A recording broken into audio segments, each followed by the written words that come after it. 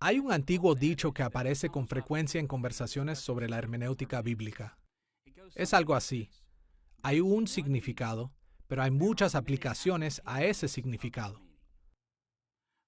Por ejemplo, la Biblia nos da una instrucción sencilla como ama a tu prójimo, pero debemos aplicar esta instrucción a nuestras vidas de maneras diferentes a medida que tratamos con diferentes personas en diferentes circunstancias. Ahora, tan útil como es esta idea, cuando se trata de interpretar las Escrituras, necesitamos reconocer que el significado de cada pasaje bíblico es complejo o multifacético.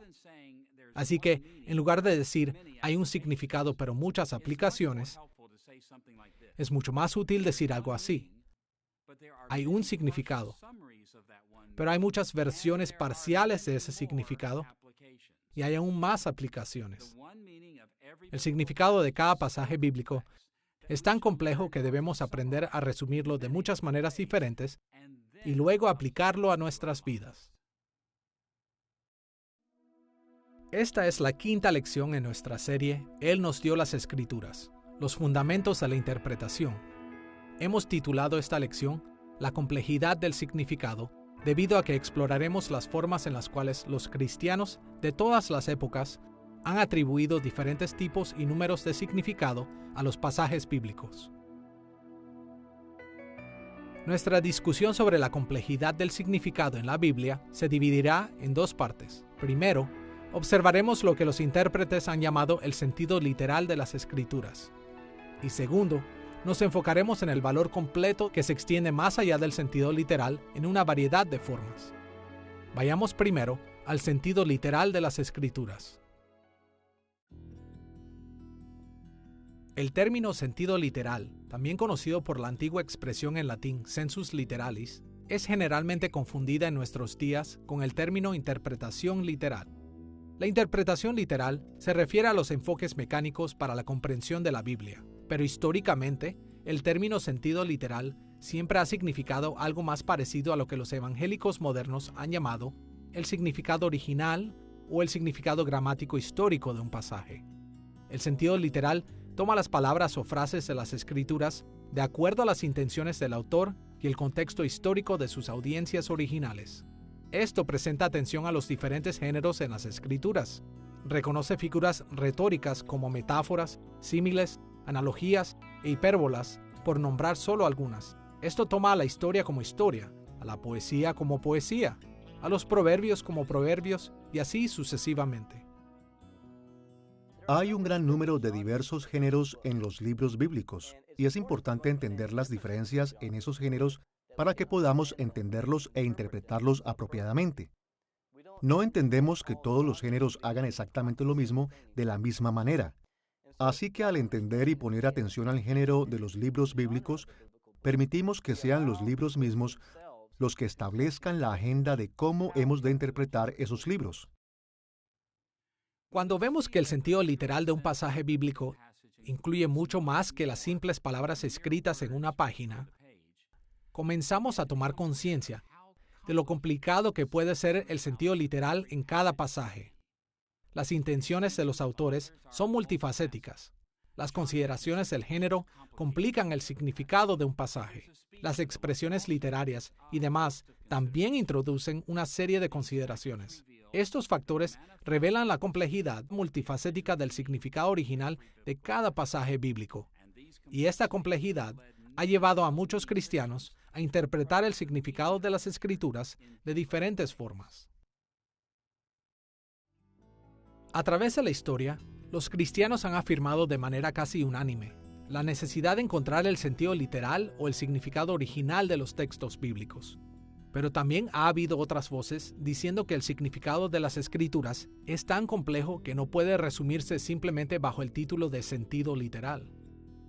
Así que, en esta parte de nuestra lección, exploraremos la historia del término sentido literal con el fin de ver cómo el sentido literal propiamente entendido puede ayudarnos a investigar y describir el complejo significado de las Escrituras. Veremos la complejidad del significado de las Escrituras de dos maneras principales asociadas a su sentido literal. Primero, cómo el significado de las Escrituras Veremos que algunos seguidores de Cristo han dicho que el sentido literal es solo uno de los múltiples significados de las Escrituras. Y segundo, nos enfocaremos en la idea de que el sentido literal es el significado singular de la Biblia. Veamos primero la creencia de que el sentido literal es solo uno de los múltiples significados de las Escrituras. En la Iglesia antigua, la idea de que las Escrituras tenían múltiples significados fue en gran medida el resultado de los enfoques alegóricos a la hermenéutica. Un enfoque alegórico es uno que interpreta a las personas, lugares, cosas y eventos históricos escritos en las Escrituras como si ellos fueran símbolos o metáforas de verdades espirituales. Un árbol puede representar un reino, una guerra puede representar una lucha interna con el pecado, y así sucesivamente. En las interpretaciones alegóricas, las realidades físicas descritas en la Biblia son generalmente minimizadas y pueden también ser descartadas como algo sin importancia o falso. Y las ideas espirituales, representadas por estas realidades físicas, tienden a ser tratadas como los asuntos más importantes de las Escrituras. El enfoque alegórico cristiano es algunas veces trazado por el erudito judío Filón de Alejandría, quien vivió alrededor de los años 20 a.C. y tal vez hasta el año 50 después de Cristo. Filón estableció la base para el método alegórico cristiano, viendo las escrituras hebreas como alegorías que revelaban altas verdades espirituales. Después de Filón, durante los primeros siglos de la Iglesia, los líderes cristianos académicos adoptaron un enfoque similar para interpretar tanto el Antiguo como el Nuevo Testamento de la Biblia. Esto fue especialmente cierto en la escuela catequística de Alejandría, en donde enseñaban teología e interpretación de la Biblia para estudiantes de teología. Uno de los más famosos maestros de la escuela catequística fue Orígenes, quien vivió aproximadamente entre los años 185 al 254 después de Cristo. Orígenes dividió el significado de las Escrituras en dos categorías, el sentido literal y el sentido espiritual. A partir de la distinción de Pablo entre la letra y el espíritu de la ley, en 2 Corintios capítulo 3, versículo 6, Orígenes dijo que cada pasaje de las Escrituras tiene dos tipos principales de significado, la letra del texto y el espíritu del texto. Por letra, Orígenes se refería al sentido puro de las palabras en su contexto gramatical. Y por el espíritu del texto, él se refería al sentido figurativo, significado que va más allá del sentido puro de las palabras mismas. Orígenes tendía a igualar la letra del texto con su significado literal y defendió la autoridad del significado literal. Pero adicionalmente a esto, Orígenes argumentó que creyentes espiritualmente maduros deben ver más allá del significado literal para encontrar el significado espiritual de las Escrituras. Por ejemplo, en su obra Sobre los Principios, libro 4, capítulo 1, sección 16, Orígenes argumentó que las historias de la creación en Génesis capítulos 1 y 2 eran contrarias a la razón y por lo tanto, los cristianos deberían ignorar su sentido literal y observar más profundamente los significados espirituales. No es de sorprenderse que los métodos alegóricos de Orígenes han sido muchas veces criticados a través de la historia, pero aún así, su enfoque tuvo influencia significativa sobre la dirección de la hermenéutica de los primeros cristianos. Algunos intérpretes antiguos, como Juan Crisóstomo, tenían algunas ideas brillantes en las narraciones bíblicas, como el libro de Hechos, y tendían a leerlos más literalmente. La forma en la que normalmente leemos las narraciones es que tratamos de escuchar lo que la narración está diciendo y tratamos de sacar lecciones o la moraleja de la narración. Tenemos otros intérpretes como Orígenes, quien tendió a alegorizar, convirtiéndola en una serie de símbolos, y el peligro de esta metodología es que realmente no es la forma en que la Biblia fue escrita para que nosotros la comprendamos de esa manera. Tenemos ese método realmente derivado de los filósofos griegos, quienes trataban de explicar los viejos mitos, las cosas vergonzosas de los viejos mitos, y algunas veces el enfoque a la Biblia se limita a eso en ese método. Ellos ya no están tratando de escuchar lo que el texto en sí decía. Están tratando de hacerlo más inspirado, de cierto modo, leyendo algo más en ella. Al mismo tiempo, incluso Orígenes algunas veces tuvo muy buenos puntos de vista. La tendencia de Orígenes en los enfoques espirituales o alegóricos de la Biblia refleja la influencia del neoplatonismo en la Iglesia antigua. Así, las Escrituras vienen de Dios, quien era un espíritu celestial puro, y como resultado, asume que las Escrituras en realidad no enseñan acerca del mundo material. La materia era por su propia naturaleza mala. Cuando las Escrituras se refieren a las cosas físicas que toman lugar en la historia, apuntan hacia lo celestial, a verdades espirituales que pueden ser discernidas alegóricamente. El verdadero significado de las Escrituras estaba en estas grandes verdades espirituales. Y discernir estas verdades era la meta más alta de la interpretación bíblica. Tristemente, muchos teólogos cristianos aceptaron estas nociones, y al hacerlo, se encontraron con serios problemas con los relatos bíblicos del mundo material. El Antiguo Testamento se enfoca en cosas como la creación del universo, las bendiciones terrenales en las vidas del pueblo de Dios, la liberación de Israel de la esclavitud en Egipto y el establecimiento de un reino terrenal del pueblo de Dios en la tierra prometida. Y el Nuevo Testamento se enfoca en eventos físicos en la vida de Jesús y de los apóstoles. Para los cristianos influenciados por el neoplatonismo, los aspectos físicos de estas historias fueron problemáticos, porque ellos interpretaron el mundo material como parte de la buena creación de Dios. Así que ellos apelaron a las escuelas de interpretación alegóricas como un medio para reconciliar a la Biblia y a la filosofía neoplatónica. Sus enfoques hermenéuticos minimizaron las realidades físicas registradas en la Biblia y animaron a los cristianos a buscar las profundas verdades espirituales que ellos intentaban enseñar. El sentido espiritual de las Escrituras fue explorado y categorizado de varias maneras distintas. Un enfoque influyente era conocido como la cuadriga, un término en latín para un carro romano impulsado por 4 caballos. La imagen de una cuadriga se aplicó a las Escrituras para indicar que las Escrituras estaban atados a 4 distintos significados. Juan Cassiano, quien vivió aproximadamente entre los años 360 al 435 después de Cristo, describió este enfoque con cierto detalle en su obra Conferencias, Conferencia 14, capítulo 8. Cassiano continuó con la distinción básica de Orígenes entre los sentidos literal y espiritual. Pero él fue más allá de esto, identificando 3 tipos de significados espirituales: el sentido alegórico, que era la enseñanza doctrinal de un pasaje; el sentido tropológico, que era la enseñanza moral de un pasaje; y el sentido anagógico, que era la enseñanza del pasaje acerca del cielo y la salvación escatológica. Por ejemplo, de acuerdo con la cuadriga, cuando un pasaje bíblico menciona Jerusalén, la referencia puede ser entendida en 4 formas. En su sentido literal, es la antigua capital de Israel. En su sentido alegórico, se refiere a la doctrina cristiana de la Iglesia. En su sentido tropológico, Jerusalén podía ser tanto un creyente fiel o las cualidades morales del alma humana. Y en su sentido anagógico, podría ser la ciudad celestial descrita en el libro de Apocalipsis. Ahora, es importante notar que a través de los siglos, los intérpretes bíblicos han debatido cuán estrechamente los significados espirituales de los pasajes bíblicos deben estar vinculados a su significado literal. Algunos dicen que todos los significados estaban vitalmente conectados al significado literal, pero otros dijeron que cada sentido del texto era independiente de los otros y apelaron a los significados espirituales ocultos que no tenían nada que ver con el sentido literal.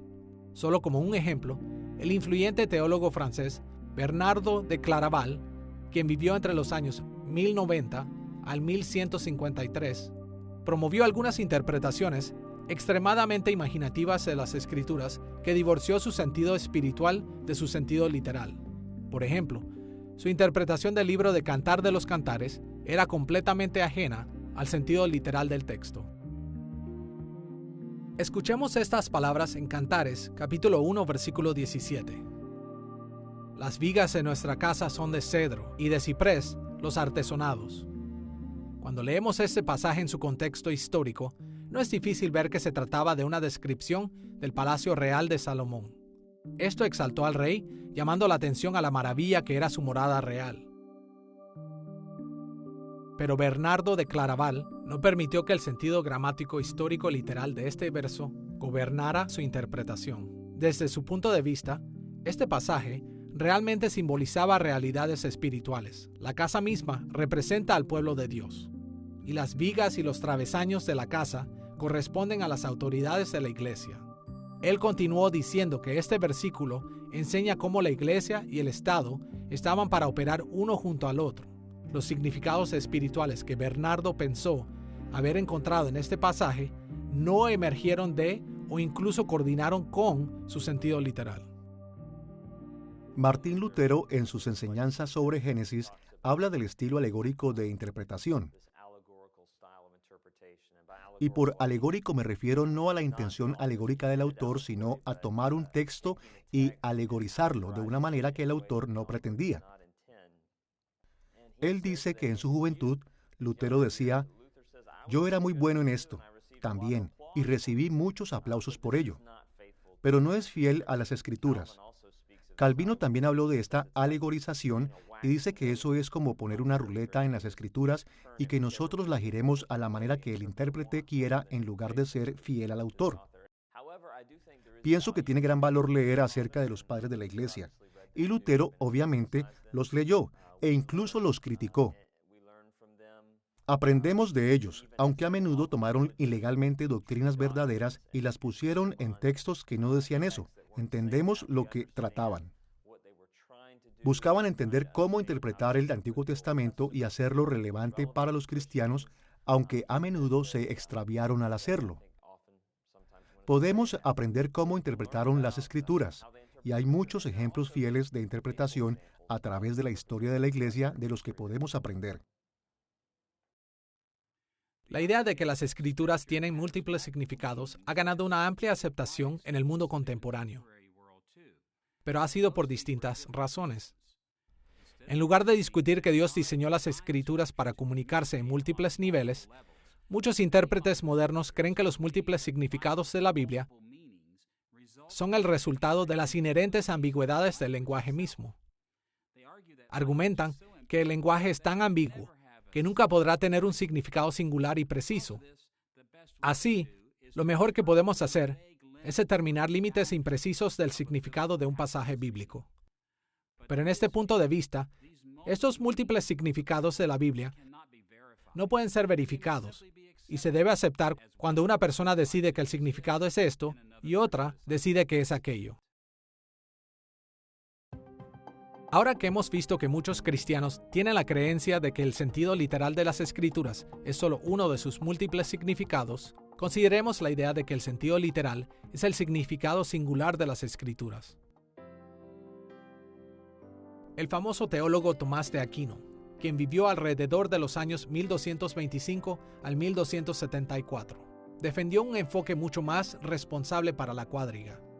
A diferencia de muchos de sus predecesores y contemporáneos, él insistió que el sentido literal de las Escrituras era fundamental para todos los otros sentidos. Por ejemplo, en su Suma Teológica, parte 1, pregunta 1, artículo 10, él insistió que cada interpretación espiritual legítima estaba enraizada en el sentido literal de un pasaje. También enseñó que nada de lo que es necesario para la fe fue comunicado como un significado espiritual sin ser enseñado en otras partes de las Escrituras en su sentido literal. No todos los académicos estuvieron de acuerdo de que Aquino siempre siguiera estos principios para interpretar las Escrituras. Sin embargo, él insistió en el principio de que cada sentido de un pasaje de las Escrituras debe estar ligado a su sentido literal.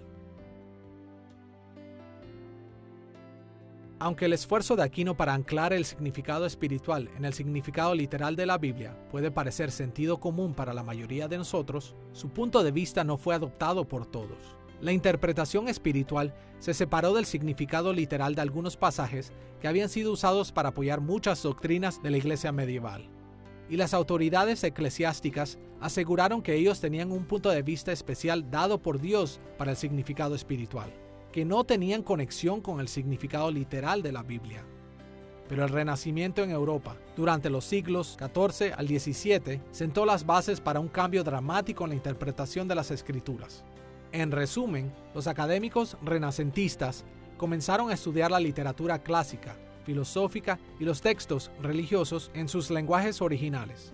A medida que lo hacían, también interpretaban estos textos al margen de la autoridad de la Iglesia, haciendo hincapié en el sentido literal e histórico de estos textos. Y no pasó mucho tiempo antes de que este enfoque también se aplicara a las Escrituras. Esta estrategia de interpretación equivalía al sentido literal con lo que hemos llamado el significado original de pasajes bíblicos, y enfatiza la importancia central y la autoridad de este significado original y literal.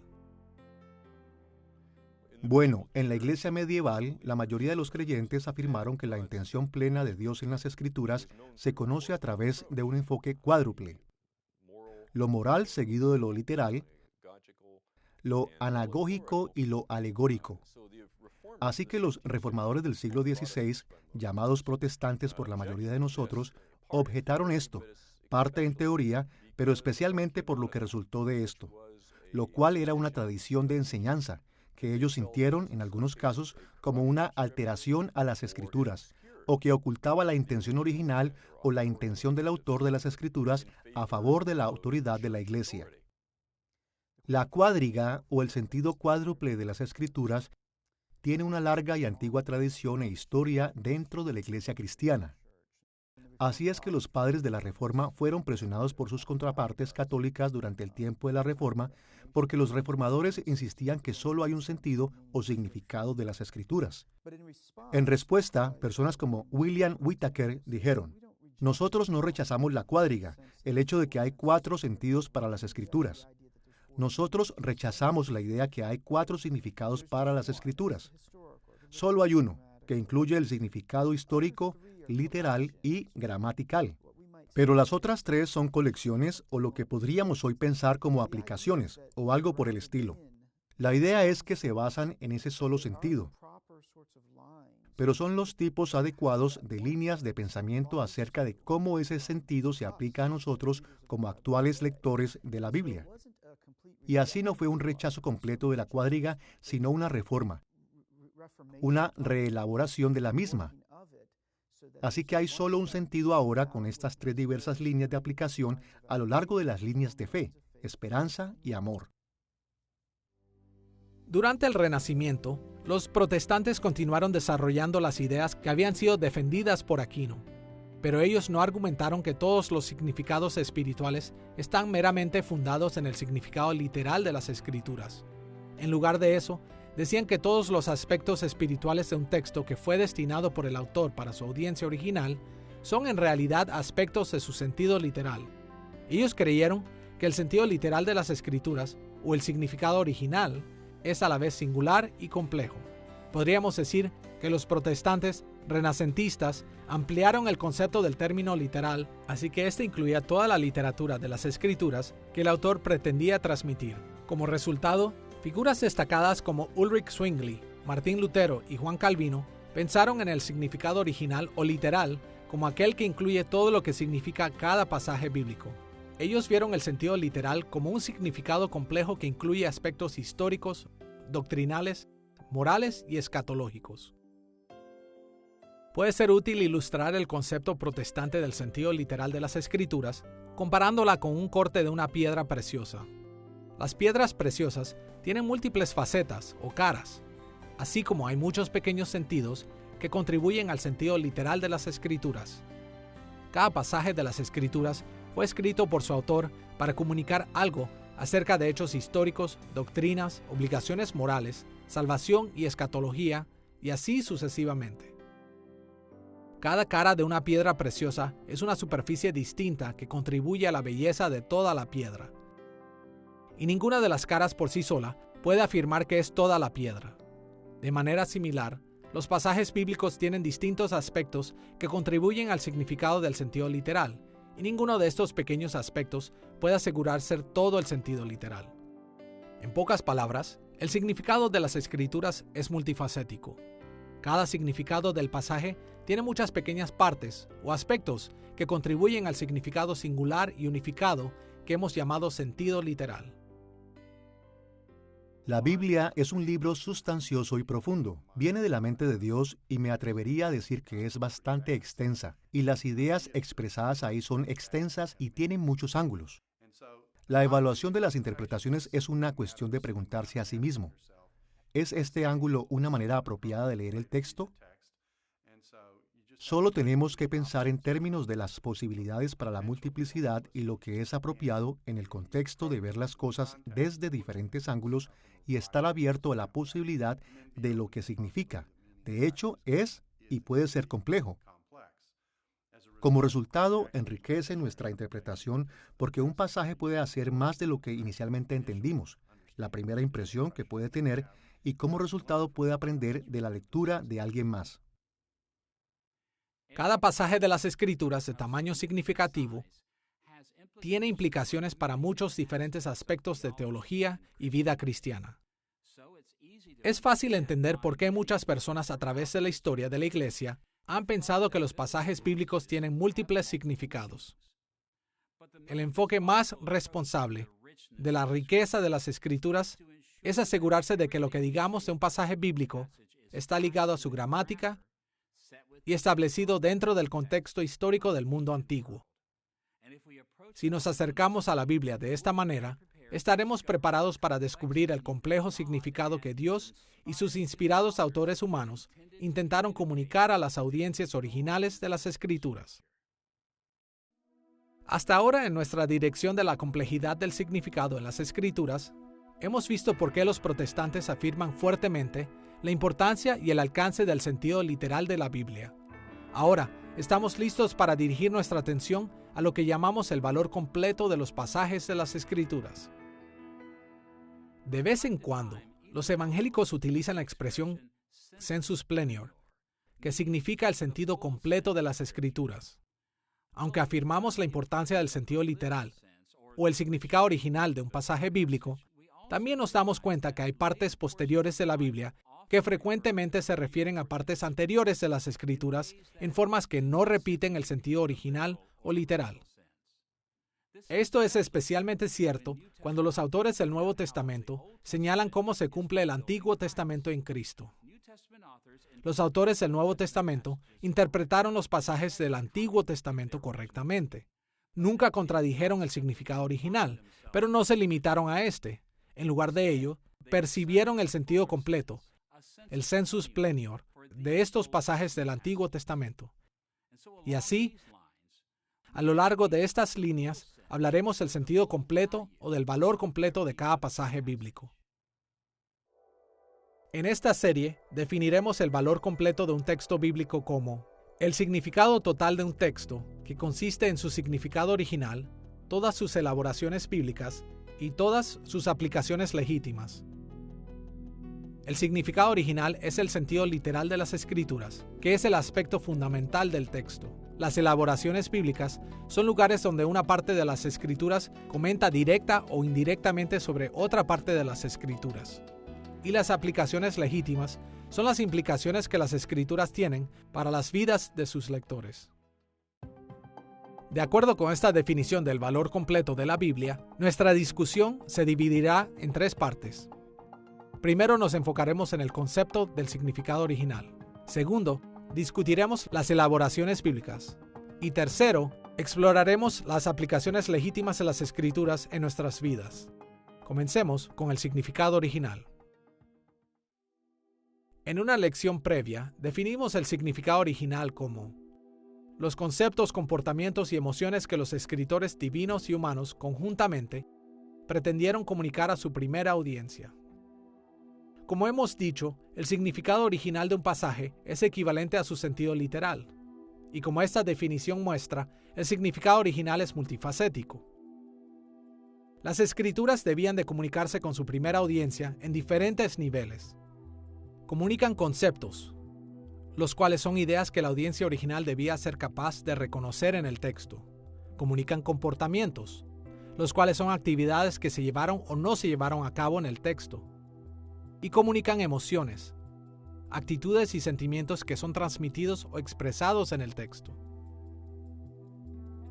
Ilustremos cómo un texto puede comunicar conceptos, comportamientos y emociones observando el pasaje de Éxodo capítulo 20, versículo 13, el cual establece: no matarás.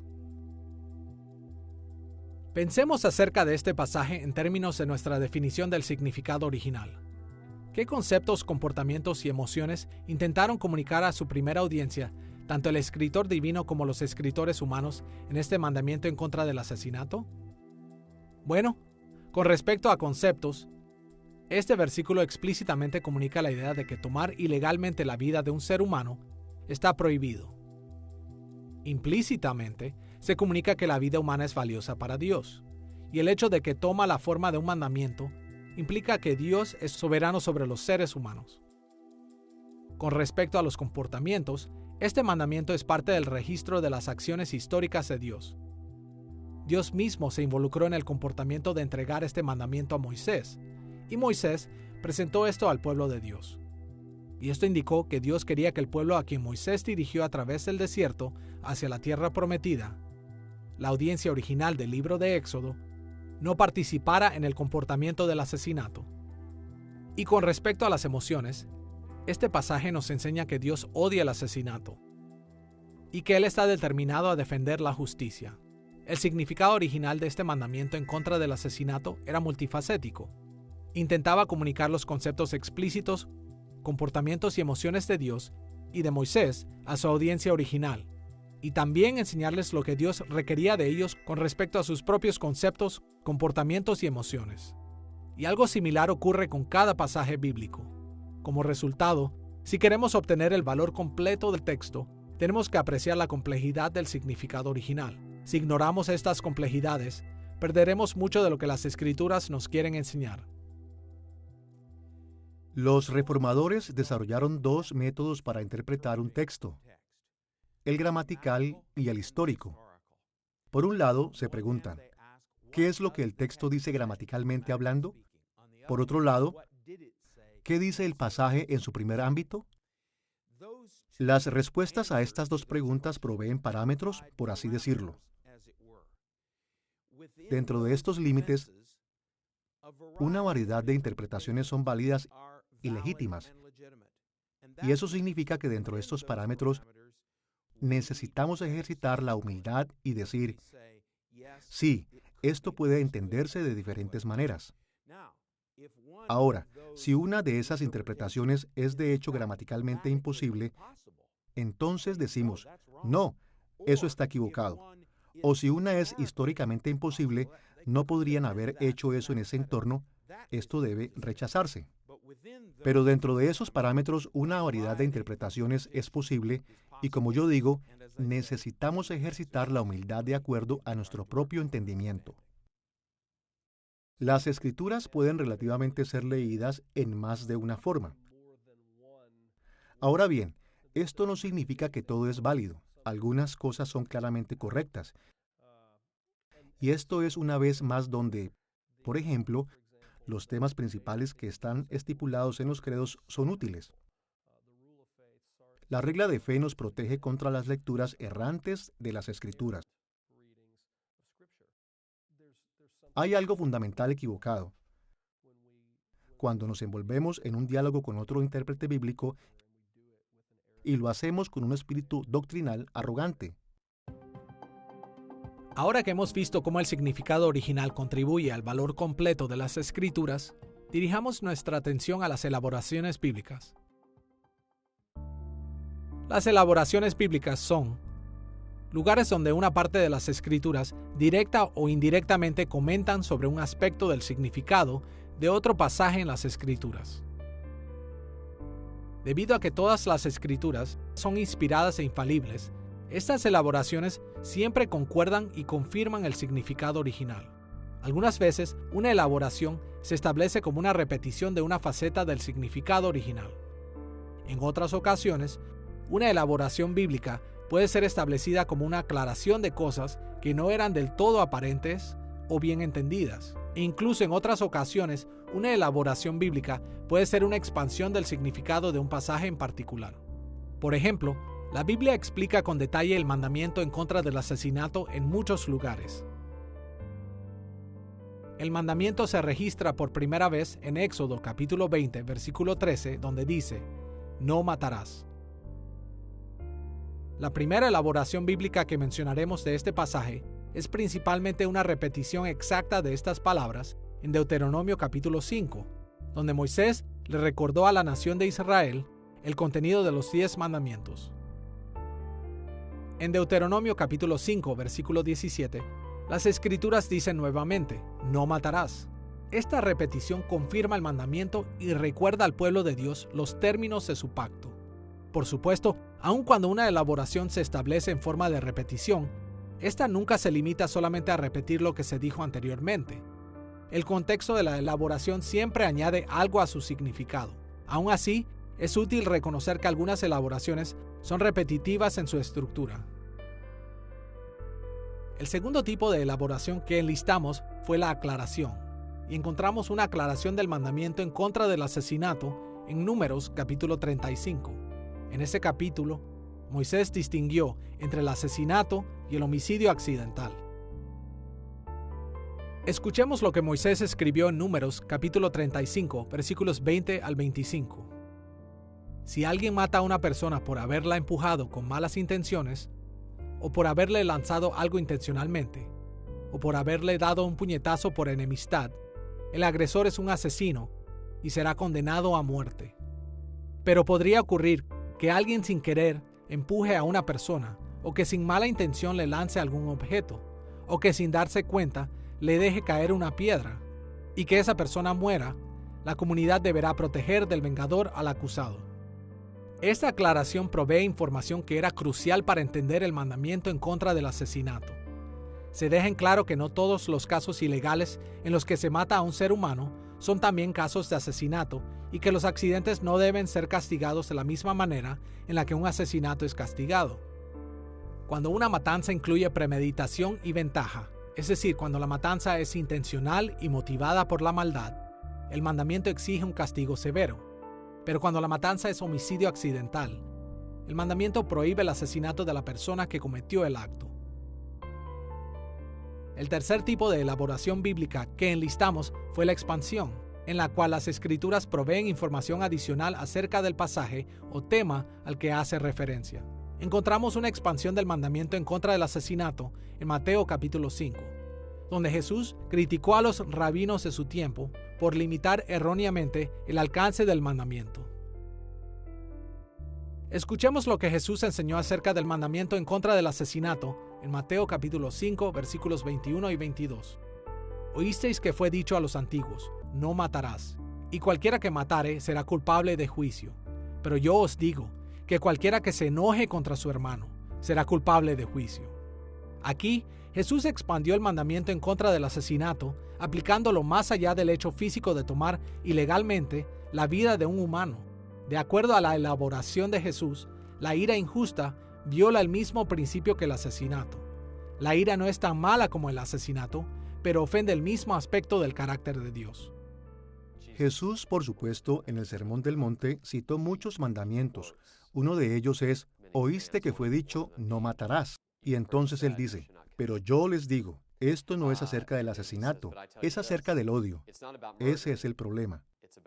Así que creo que leer a Jesús en el Sermón del Monte es increíblemente importante para nosotros para entender el verdadero significado de los mandamientos, porque creo que es lo que Jesús está haciendo. Jesús está llegando al corazón del tema.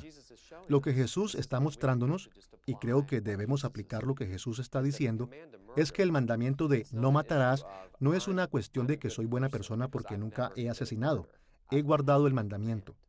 Lo que Jesús está diciendo es, se trata de la intención del corazón en donde surge el asesinato y ese es el odio. Jesús nos invita a regresar a los principios detrás del Éxodo, en el que no es suficiente solo no cometer pecado, sino que uno no debe querer cometer el pecado. Jesús está interesado no solo en nuestro comportamiento, sino en nuestro carácter, no solo en lo que hacemos, sino en quiénes somos. Así que Él dice, oíste que fue dicho, no matarás. Jesús dice, no debes querer matar. Así que Él busca el corazón de la ley. Él busca el principio. Y ese principio es transcultural y nos invita a querer lo que Dios quiere. Y podemos hacer eso solo cuando nuestros corazones son transformados por la gracia de Dios, por el poder de su reino trabajando en nosotros. Cuando Jesús y otros maestros mencionan las Escrituras, normalmente hablaban acerca de lo que se había escrito. Pero en Mateo capítulo 5, versículos 21 y 22, Jesús habló acerca de lo que se había dicho, no de lo que se había escrito. Esa era una manera común de referirse a lo que los maestros judíos habían dicho acerca de lo que se había escrito. Lejos de cuestionar el Antiguo Testamento, Jesús estaba refutando las interpretaciones populares del Antiguo Testamento que se habían desviado del significado original del Antiguo Testamento. Esta elaboración fue una expansión del significado original del mandamiento porque fue más allá de la aclaración. No solo explicó el significado de las palabras del mandamiento mismo, sino que trajo información adicional de otros pasajes para influir en el mandamiento en maneras que revelan la intención original del mandamiento en el contexto más amplio de la revelación de Dios. Visto en este contexto, Jesús señaló que el mandamiento en contra del asesinato siempre ha tenido la intención de revelar el cuidado de Dios por la humanidad, y que sus implicaciones originales iban mucho más allá de una simple prevención del asesinato. Bueno, Dios ciertamente prohíbe el asesinato en Éxodo. Y cuando Jesús aborda ese mandamiento en el Sermón del Monte, procede a decir que éste abraza al odio y la ira, lo que podríamos llamar pecados del corazón. Ahora, ha habido una serie de formas de explicar lo que está sucediendo ahí. ¿Qué está haciendo Jesús con el mandamiento original? Algunos han dicho que lo está haciendo a un lado, introduciendo algo nuevo. Otros han dicho que el mandamiento dado en Éxodo era simplemente algo externo, y ahora Jesús viene añadiendo algo completamente nuevo, algo inesperado y aparte del mandamiento de Éxodo, y que está internalizando la ley. Yo creo que el mejor enfoque es decir que Jesús no está diciendo algo nuevo, sino que simplemente está mostrando lo que ya está en el mandamiento. Creo que eso es evidente, por ejemplo, cuando observas el Decálogo, el 10º mandamiento, no codiciarás. Es un mandamiento que se dirige al corazón y a los pecados del corazón. Y eso, creo, pretende ser una clave de todo el Decálogo. No debemos entender los mandamientos del Decálogo para ser dirigidos solamente al comportamiento externo, sino también dirigido a las acciones del corazón, a los pecados del corazón, a las actitudes del corazón subyacentes a esos comportamientos. Y así lo que Jesús hace en el Sermón del Monte es que está restaurando y está elaborando la ley en su plena intención, y está quitando la corrupción que ha venido a lo largo del curso de la historia de leer los mandamientos en la vida del pueblo de Dios. Así que Jesús está dándonos la verdadera intención de la ley y mostrándonos la ley en su plenitud. Entre más estudiamos las Escrituras, más nos damos cuenta de que la Biblia profundiza en sí misma una y otra vez. Los profetas y salmistas regularmente hacen referencia a la ley de Moisés. Jesús continuamente se refirió al Antiguo Testamento, y los escritores del Nuevo Testamento hicieron lo mismo una y otra vez. A veces, podemos tener dificultad para entender cómo los autores bíblicos llegaron a sus conclusiones. Pero en cada caso, las elaboraciones bíblicas confirman otras partes de la Biblia, repitiéndolas, clarificándolas y expandiendo su significado original. E hicieron todo esto bajo la inspiración del Espíritu Santo. Por esta razón, mientras exploramos el significado de las Escrituras, debemos reconocer y someternos nosotros mismos a todos los lugares donde las Escrituras se exponen a ellas mismas. Hasta ahora en nuestra discusión del valor completo de las Escrituras, hemos visto el significado original y las elaboraciones bíblicas. Así que ahora estamos listos para enfocarnos en las aplicaciones legítimas que podemos extraer de un texto bíblico. Definiremos aplicaciones legítimas como los impactos conceptuales de comportamiento y emocionales que el significado original y las elaboraciones bíblicas de un pasaje deben tener sobre sus audiencias. El significado original y las elaboraciones bíblicas están inspiradas y sostienen plena autoridad sobre los creyentes de todos los tiempos. Es por eso que todas las aplicaciones legítimas de las Escrituras deben ser derivadas de y ser consistentes con el significado original y las elaboraciones de la Biblia. Pero nuestras aplicaciones no están inspiradas por Dios. Cometemos errores y nuestras aplicaciones siempre están sujetas a modificaciones y mejoras. Aún así, en la medida en la que nuestras aplicaciones son fieles a las Escrituras, son parte del uso que Dios destinó para la Biblia y por lo tanto parte del valor completo de la Biblia. La Confesión de Fe Bautista de Londres, de 1689, un famoso resumen de doctrina bíblica protestante, expresa esta idea en su capítulo 1, sección 10. El juez supremo, por el que deben decidirse todas las controversias religiosas y por el que deben examinarse todos los decretos de concilios, las opiniones de autores antiguos, las doctrinas de hombres y espíritus particulares, y cuya sentencia debemos acatar, no puede ser otra sino las Sagradas Escrituras, entregadas por el Espíritu. Las iglesias protestantes casi universalmente reconocen que la interpretación humana y la aplicación de la Biblia son falibles. Así que, mientras las autoridades humanas son legítimas, nunca pueden ser los jueces finales de la verdad. Y aunque la aplicación de las Escrituras para nuestras vidas es necesaria, nunca debemos tratar a nuestras aplicaciones como si fueran infalibles como la Biblia. Cuando predicamos, hay una exposición, hay una explicación y hay una aplicación. El significado de la palabra debe ser uno, el significado del texto debe ser uno y debe ser el mismo a lo largo de los siglos. Pero luego, a la hora de yo ver ese texto en su contexto, pudiera tener aplicaciones diferentes para el día de ayer o para el día de hoy. No es una variación del estándar. Es una simple diferencia de aplicación. Solo puede haber una interpretación de las Escrituras y obtener múltiples aplicaciones de esa sola interpretación, pero la aplicación debe mantenerse fiel a la interpretación. Debemos buscar hacer una exégesis de la palabra de Dios, sacando el significado intencional de Dios de cada pasaje o de cada versículo en particular, o terminaremos haciendo eisegesis, que es donde ponemos nuestras opiniones, interpretaciones y pensamientos por lo que podrían significar. De esto se pueden obtener aplicaciones defectuosas, que nos pueden conducir a dañar a las personas a las que estamos enseñando o predicando. Por eso la interpretación debe ser fiel a la aplicación. La aplicación debe ser fiel a la interpretación. Teniendo en mente que las aplicaciones legítimas son parte del valor completo de las Escrituras, veamos cómo otra tradición protestante, representada por el Catecismo de Heidelberg, aplica en el mandamiento de no matar. Este catecismo fue escrito en la Europa del siglo XVI con la intención de proveer un resumen útil y fiable de la enseñanza de las Escrituras. La pregunta número 105 del Catecismo de Heidelberg dice: ¿qué exige Dios en el sexto mandamiento? Y el Catecismo responde: que ni por mis pensamientos, palabras, actitud y aún menos por mis actos, por mí mismo o por medio de otro, llegue a injuriar, odiar, ofender o matar a mi prójimo. Por el contrario, que renuncie a todo deseo de venganza, que no me haga mal a mí mismo o me exponga temerariamente al peligro. El Catecismo interpreta el mandamiento en contra del asesinato a la luz de algunas elaboraciones bíblicas, incluyendo las elaboraciones de Jesús de Mateo capítulo 5, así como la enseñanza de Pablo sobre la venganza en Romanos capítulo 12.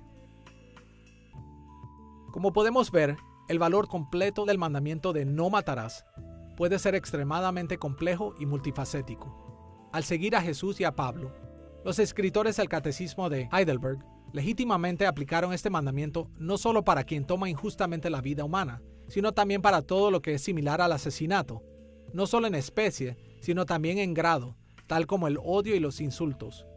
Aplicaciones como estas están basadas sobre el significado original de la prohibición contra el asesinato, así como en sus elaboraciones bíblicas, y son apropiadas en nuestras situaciones contemporáneas. Por estas razones, son parte del valor completo del mandamiento en contra del asesinato. Bueno, si hacemos la pregunta, ¿cuáles son las formas legítimas al aplicar el mandamiento de no matarás?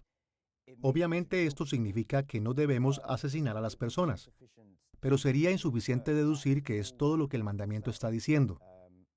Jesús mismo dijo en el Sermón del Monte que si estamos enojados con nuestro hermano, entonces hemos cometido asesinato.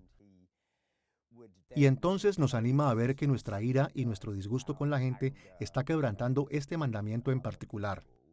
Así que en términos aplicables actualmente, creo que es importante que ayudemos a las personas a ver que los 10 mandamientos aún son profundamente relevantes porque entienden la severidad de la ofensa contra Dios, y también nos hacen apreciar que aún nuestras más pequeñas acciones, tal como las percibimos, ya sea lujuria o enojo u otras emociones y pasiones, en realidad tienen el potencial de ir mucho más lejos si Dios nos trata con ellos al nivel del corazón. Así que la aplicación del texto bíblico debería ayudar a las personas a ver que deberíamos cortar de raíz, por así decirlo, los problemas, ya que podrían convertirse en algo mucho peor. Y de hecho, los problemas aún al nivel de raíz, Jesús dijo en el Sermón del Monte, siguen siendo graves. En el Sermón del Monte, Jesús nos da su enseñanza autoritativa de la ley, y una de las cosas que hace es tomar los mandamientos e impulsarlos a un nivel más profundo en el corazón. Cuando dice, oíste que fue dicho, no matarás, eso sigue siendo cierto.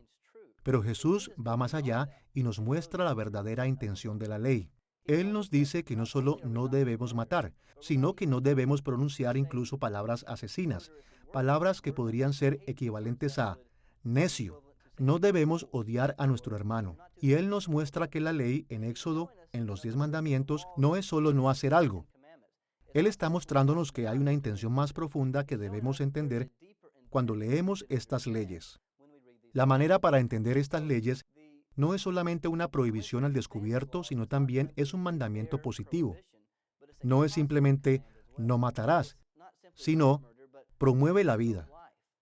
Y así como Jesús desglosa las partes importantes del Antiguo Testamento, Él la reduce en 2 cosas: amar a Dios con todo el corazón y amar a nuestro prójimo como a uno mismo. Este mandamiento de amar es la verdadera intención de la ley. En el mundo moderno, los cristianos tienen que hacer juicios acerca de todo tipo de cuestiones relacionadas con la prohibición que hace la Biblia acerca del asesinato.